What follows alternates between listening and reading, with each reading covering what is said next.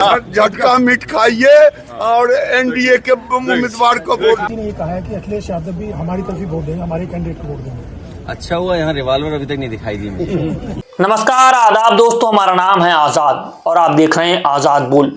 आज देश में है उपराष्ट्रपति का चुनाव।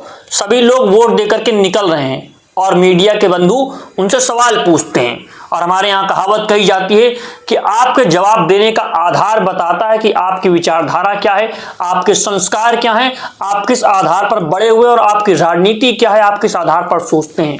आज दो लोगों से एक ही सवाल पूछा गया वोट को लेकर के, कौन कहां खड़ा है इस बात को लेकर के, लेकिन उनके जवाब अलग अलग आए और किस आधार पर निकल करके आए कि वो किस तरीके से सनातन धर्म की प्रशंसा कर रहे हैं, सनातन धर्म की एक अलग रूपरेखा प्रस्तुत करने की कोशिश कर रहे हैं। आप जवाब सुनेंगे तो आपको हंसी भी आएगी और थोड़ा सा गुस्सा भी आएगा, क्योंकि ऐसे ही लोग आपके धर्म को बदनाम करने की कोशिश करते हैं और आपके धर्म को छोटा बनाने की कोशिश करते हैं।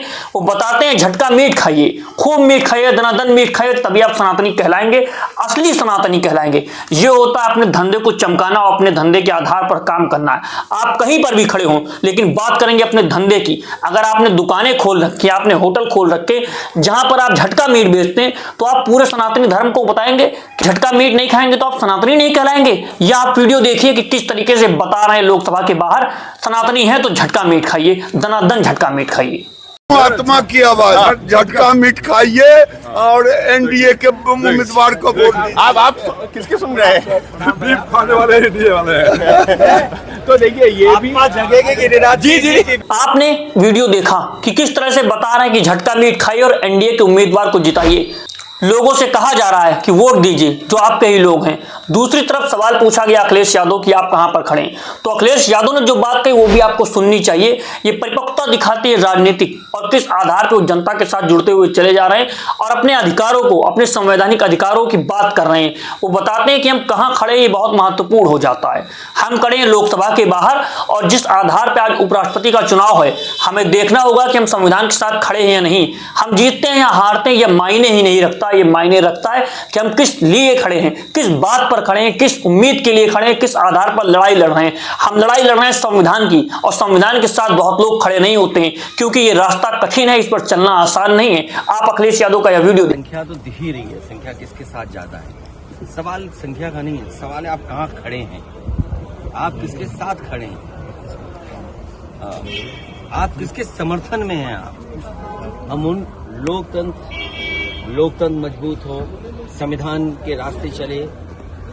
और सबसे बड़ी बात है कि बीजेपी हमेशा इस्तेमाल करती है लोगों को, इस्तेमाली पार्टी है। एक उदाहरण नहीं, हम 10 उदाहरण दे सकते हैं आपको कि पहले इस्तेमाल करो फिर बर्बाद करो।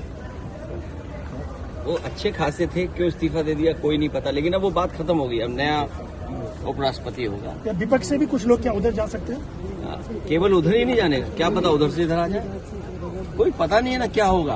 अभी आपने कॉन्स्टिट्यूशन क्लब का चुनाव देखा होगा, आपने कॉन्स्टिट्यूशन क्लब के बाद भी सोचो झगड़ा चल रहा है बीजेपी में। कॉन्स्टिट्यूशन क्लब के वोटिंग में आपने देखा।